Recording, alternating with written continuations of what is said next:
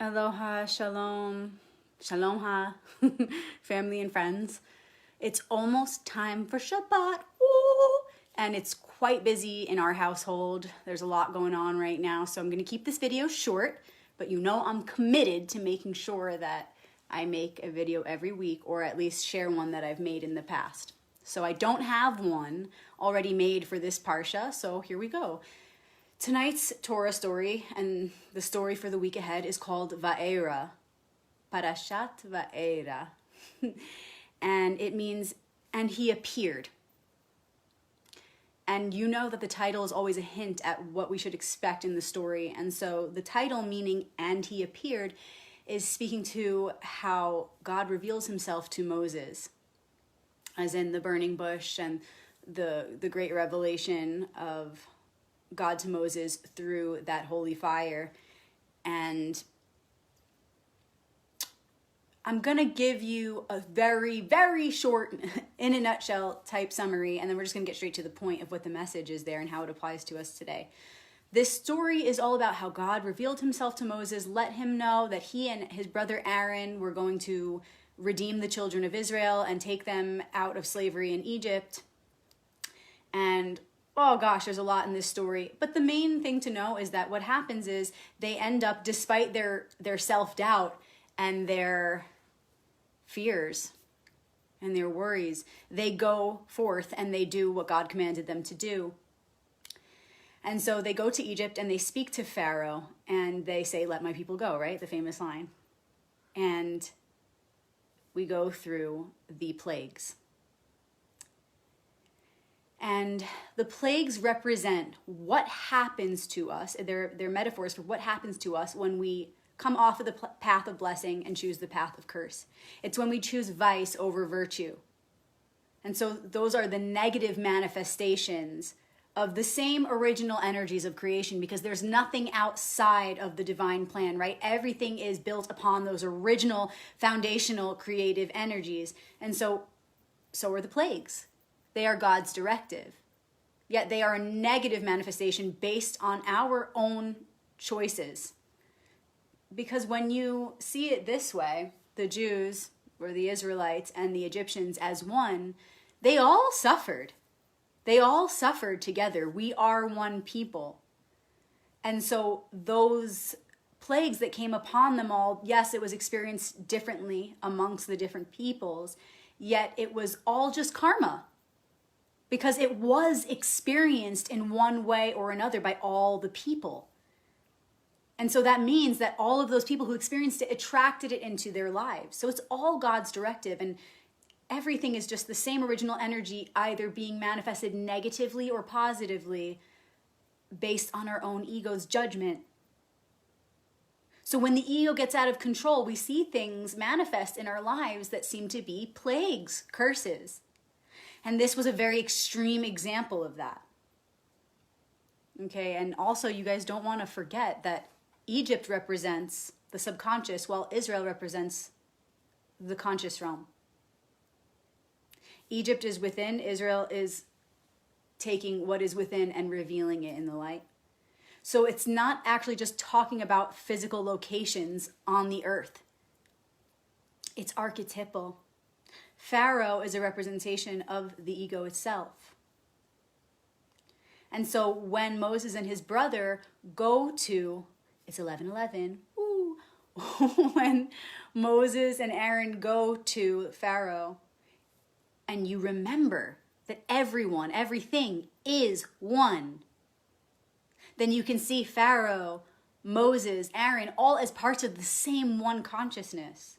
And it ends up, when you see it this way, it ends up being a dialogue between the higher self and the ego. And so the higher self comes in and says, "Hey, let my people go," right? We have to trust in the Almighty One, who says that the children of Israel will be redeemed. So just give up your game, bro. Come on, Pharaoh, give it up. Let my people go, right? And so it's sort of like your higher self saying, liberate this higher part of myself, please. I want to liberate that part of myself that's been in bondage. I want to liberate that part of myself that I've been punishing, that I've been abusing in the desert of my own mind. And then Pharaoh represents that part of us that's the ego that says, no, I won't let that part of me go. I'm not ready to liberate that part of myself. I'm afraid, I'm angry, I want to maintain power and control, right? And so at first he says absolutely not, but then by the plague of the frogs, he starts to really give up. And he says, yeah, I'll let your people go. But every time they get the plague under control, and Hashem, God, source, says, all right, let's he agreed to let the people go. So let's take away the frog. Let's do this. Let's do that. Every time the plague calms down, Pharaoh changes his mind and he's a hypocrite and he takes back what he said. And this goes on throughout the story with all the other plagues. And so the point here is to understand that we struggle right before we are about to be liberated, right before we're about to liberate a part of ourselves that we may have been denying, that we may have been abusing, that we may have been ignoring. Right before that part is about to be liberated, we go through the most difficult part of the journey, right? The fall comes before the rise. And so that's what's going on here. And all the while all this craziness is going on, God keeps reassuring the Israelites, I am going to redeem you. I am going to come. You have to put all your faith in me. Because think about it. They've been slaves. They've been beaten down. They have no hope left. But it's in those times where we have the opportunity to access the greatest hope. In the darkest of times, we can access the greatest hope. And so that's what's happening here throughout the story. Pharaoh's playing this tug of war with them, right? Like, yeah, I'm going to let you go. Oh, just kidding. I'm going to let you go. Oh, just kidding. And they're just like, screw this. It's never going to happen. And so throughout the story, you hear magical messages coming from the Creator to the children of Israel saying, trust. At this point, you got to only hold on to trust. You have to only hold on to faith. Yes, everything looks crazy around you. Yes, you've been in bondage, but I will redeem you. And it's coming. You're almost there. Of course, right when you're about to cross to the other side, that's when the hardest part comes up. So hang in there, he's saying. And so that's what this story is all about. But it's really, when you look at it from a perspective of oneness, it's about the aspect of our self that's trying to grow, that's trying to come out, that's trying to be freed. And so we struggle, we go through some pain and struggle like the Pharaoh to let that part of ourselves go because we want to maintain power. The ego wants to hold on to the negativity and the power. It's how it thrives. It doesn't want to submit to the heart. It doesn't want to submit to Moses. Pharaoh doesn't want to submit to Moses. And this is all a story about our own inner journey. And then you can see how it would relate to our relationships with others, because everything is one, everything is connected. Everything is relationship with the self, because there's only one self. So I suggest, and Kabbalah suggests, that you bring it internally first to understand the roots of this archetypal wisdom, so that you can then begin to identify how that archetypal theme plays out in your relationships and in your reality and in our shared world amongst the collective. But first, start within. What part of yourself wants to be liberated? And if you fight that, and if you hold on to the negativity, how can you see maybe there will be upcoming plagues for you? Maybe there will be curses for you. Maybe there will be darkness for you because you're unwilling to give up your power and control. Really sit with that this Shabbos and this week ahead, the story of Va'era, and learn from Moses and Pharaoh and the story of the plagues, understanding that when we're not living in our truth, we manifest those things, we manifest those curses, we manifest that negativity. So how can you today look deep within to see what part of yourself wants to be liberated? A part of yourself perhaps that you have been in denial of, a part of yourself that you've maybe hated. And how can you give it new meaning? How can you liberate it?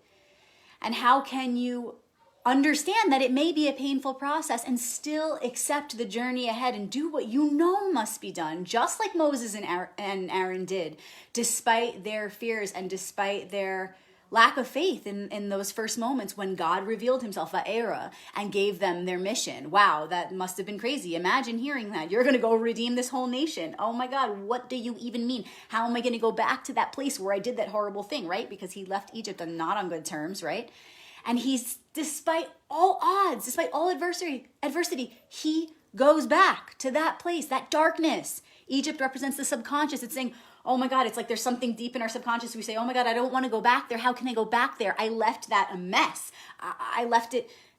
And then we stop and we say, wow, that's even more of a reason why I have to go in there. I have to go back. And I have to make it right. I have to tie up loose ends.